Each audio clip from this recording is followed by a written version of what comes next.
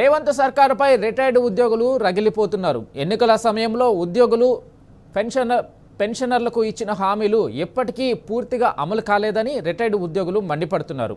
Retirement benefits, health కార్డులు, DA బకాయిలు, ఇతర సమస్యల పరిష్కారంపై ప్రభుత్వం అలసత్వం ప్రదర్శిస్తుందని విమర్శిస్తున్నారు.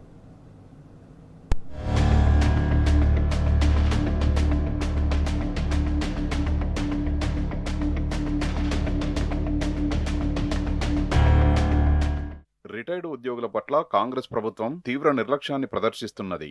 న్యాయబద్ధంగా రావాల్సిన ప్రయోజనాలు, బకాయిలను విడుదల చేయకుండా తీవ్ర మానసిక ఆందోళనకు గురి చేస్తున్నదని రిటైర్డ్ ఉద్యోగులు ఆగ్రహం వ్యక్తం చేస్తున్నారు.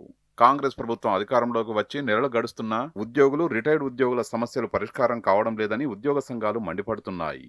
రిటైర్ అయిన ఉద్యోగులకు రావాల్సిన గ్రాట్యుటీ, లీవ్ ఎన్కాష్మెంట్, కమ్యూటేషన్, ఇతర రిటైర్మెంట్ బెనిఫిట్స్ అందడం లేదని ఆవేదన వ్యక్తం చేస్తున్నారు. ఉద్యోగులు, పెన్షనర్లకు హామీ ఇచ్చిన హెల్త్ కార్డుల అమలు పూర్తి స్థాయిలో అమలు కావడం లేదని, ఆసుపత్రుల్లో నగదు రహిత వైద్య సేవలు అందేలా సమర్థవంతమైన వ్యవస్థను వెంటనే ఏర్పాటు చేయాలని డిమాండ్ చేస్తున్నారు. ఈ రాష్ట్ర ప్రభుత్వము మేము గత 8-9 నెలల నుండి అనేక ఉద్యమాలు రాష్ట్ర వ్యాప్తంగా చేపట్టినటువంటి క్రమం లోపల ప్రభుత్వం మాకు 6,000 కోట్లు అనేటువంటిది చెల్లిస్తామని, నెలకు 2,000 కోట్ల చొప్పున చెల్లిస్తామని ఆ విధంగా మాకు హామీ అనేటువంటిది ఇవ్వడం జరిగింది.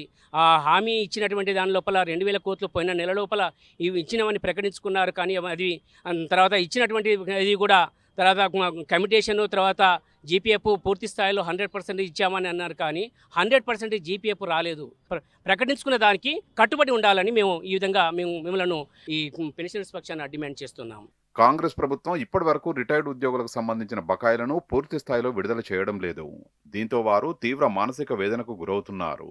బకాయిల కోసం నిత్యం కార్యాలయాల చుట్టూ తిరుగుతున్నా ఫలితం ఉండడం లేదని ఆందోళన వ్యక్తం చేస్తున్నారు. కనీసం ఈ ప్రభుత్వంలో హెల్త్ కార్డులు కూడా పనిచేయడం లేదంటూ వాపోతున్నారు. ఎన్నికల ముందు ఎన్నో హామీలను ఇచ్చారని, కానీ అధికారంలోకి వచ్చాక ఒక్క హామీని కూడా నెరవేర్చడం లేదని మండిపడుతున్నారు. ఇప్పటికైనా పెండింగ్లో ఉన్న డిఏ బకాయిలు, ఇతర ఆర్థిక ప్రయోజనాలపై ప్రభుత్వం స్పష్టమైన కార్యాచరణ ప్రకటించాలని డిమాండ్ చేస్తున్నారు. ప్రతి ఎంప్లాయీ దగ్గర బేసిక్ పే నుంచి 1.5 డిడక్షన్ చేసి ఈహెచ్ఎస్ కార్డు మీద 1.5 డిడక్షన్ చేయడం జరిగింది. మరి ఇంతవరకు కార్డ్స్ అనేది లేదు, ప్రభుత్వ ఆసుపత్రులు అనేది లేదు, ఏ రోగాలకు చేస్తారని చెప్పి అది లేదు. దానికి ఒక క్లారిటీ కావాలి, దానికి ఒక ట్రస్ట్ కరెక్ట్ ఏర్పాటు చేసి ఇవాళ పెన్షనర్లు కానీ, ఉద్యోగులు కానీ అనారోగ్యం పాలే ఆసుపత్రిలో పోతే మా దగ్గర ఉన్న కార్డ్స్ మీద వాళ్ళు అసలే మాకు అనుమతించడం లేదు.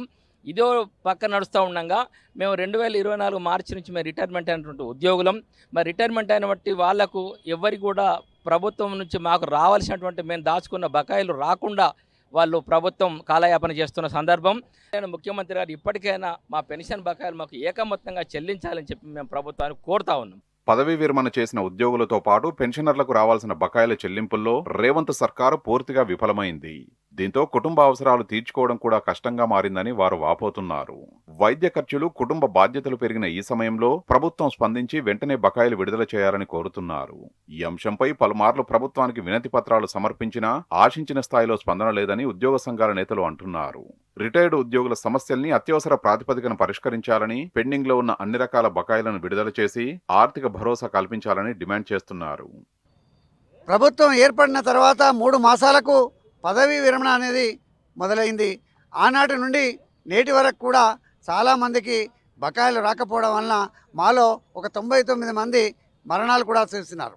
100 రోజుల్లో పూర్తిగా బకాయిలు చెల్లిస్తానని మా అందరికీ మాట ఇచ్చారు. గౌరవనీయులైన ముఖ్యమంత్రి గారు మా ఉద్యోగుల పట్ల సానుభూతితో మాకు పూర్తిగా అండగా ఉన్నారని, అందుకు అనుకూలంగా వారు పిఆర్సీ కానీ, డిఎల్ కానీ వెంటనే ఇచ్చే ప్రయత్నం చేయాలని ఆదేశించాలని అధికారులను కోరుతా ఉన్నాను. రిటైర్డ్ ఉద్యోగుల పట్ల కాంగ్రెస్ ప్రభుత్వం తన తీరును మార్చుకోవాలని విశ్రాంత ఉద్యోగులు కోరుతున్నారు.